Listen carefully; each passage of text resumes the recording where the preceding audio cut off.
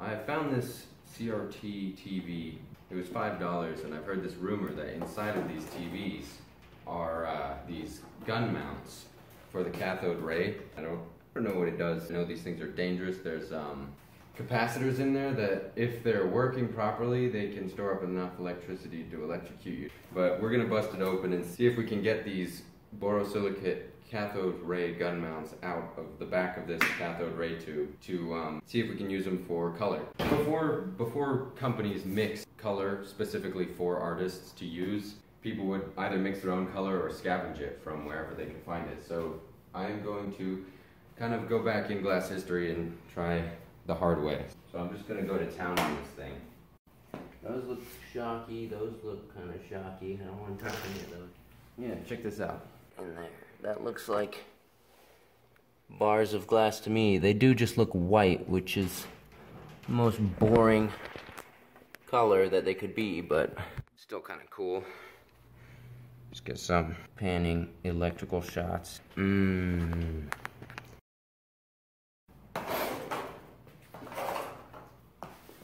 Here we are at the back of this CRT, and I'm really kind of terrified of getting electrocuted. Gloves would be a good idea at this time, but that was the vacuum going. I heard it hiss.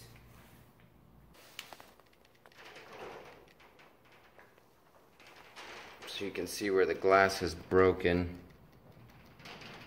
Right in there. My CRT friends are still buried deep within here.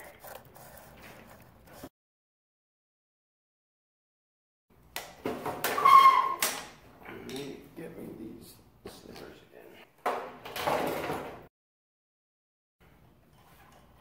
Ah, that's a screw.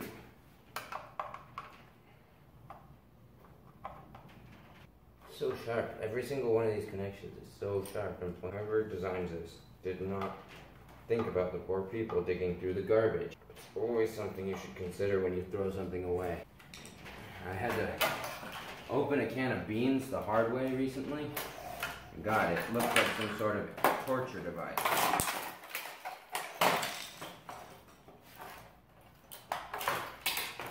Okay, I'm getting somewhere.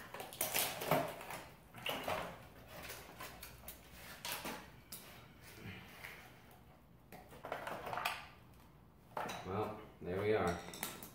Bunch of boring white gun mounts. So inside this tube, you see these white pieces of glass? Those are the gun mounts.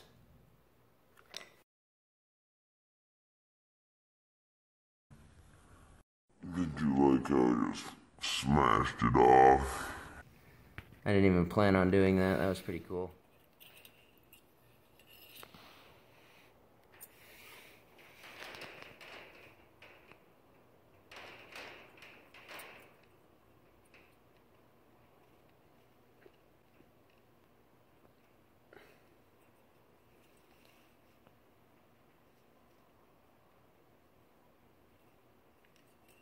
I feel like I just pulled this out of like Neo's belly button or something from the Matrix.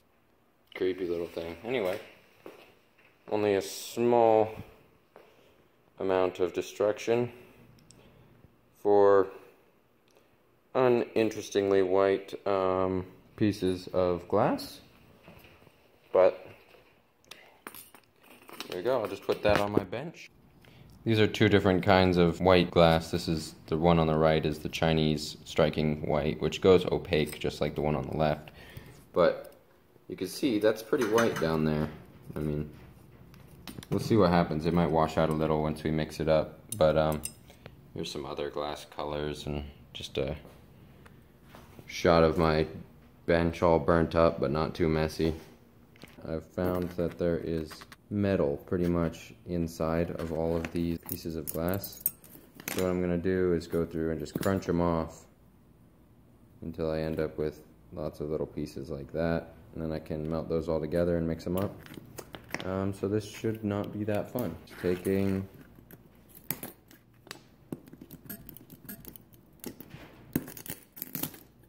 crunching.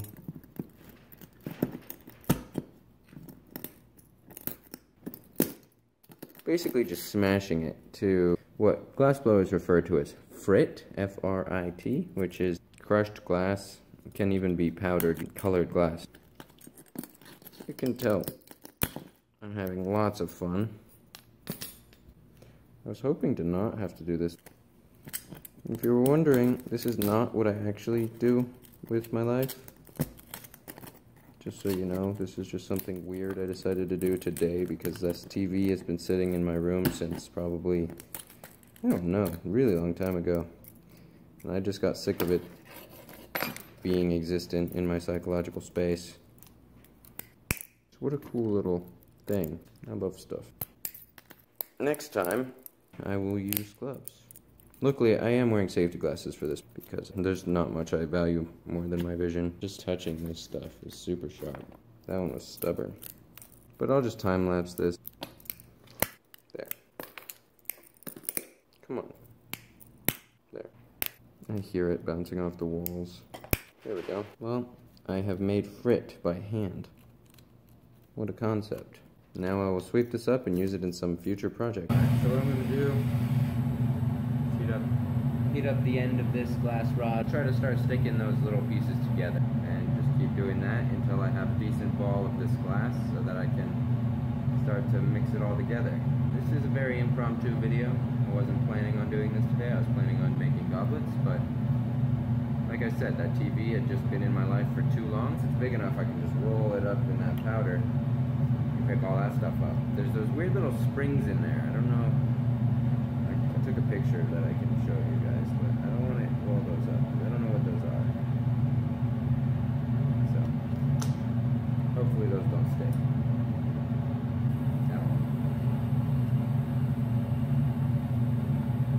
So yeah, maybe let's try rolling up some of these chunks in a way that is a little faster. Just build a ball. And I'm going to end up with this. Eventually the end goal is to end up with a rod of this color that I can then stretch out and make into stringers or for drawing flower petals or something. It really smells kind of weird when I pick it up, like gunpowder or something. I think there's this stuff on the inside of cathode ray tubes. They said don't breathe the powder. So here we are, just mixing. Mixing. So there, let's pull that into like a 4mm rod or so. So what I'm going to do is get it nice and hot, nice and even. Just kind of stretch it out. That's exciting. Let's pull a little stringer of it and see what happens. This is a stringer, by the way. It's just a little skinny guy. Oh man.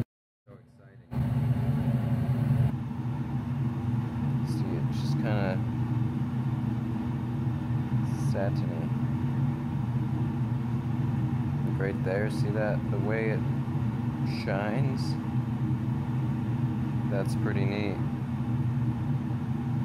Doesn't look too dense though. I mean, you can definitely tell it went clear on me. That thin, but still pretty interesting. Just going to try to make a mushroom using this color, and the way we're going to do that is by heating up the end of the clear rod, jamming this in there.